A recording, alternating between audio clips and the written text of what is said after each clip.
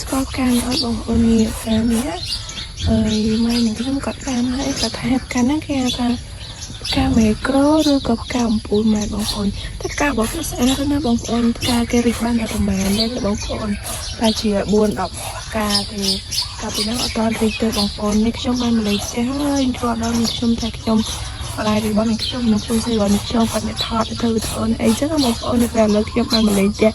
ម្លេចស្រុកបងប្អូនក៏បានធ្វើការនេះស្អាតមែនទេបងប្អូនខ្លាយចម្លែកណាបងប្អូនខ្ញុំអត់ដែលឃើញអីចឹងណាបងប្អូន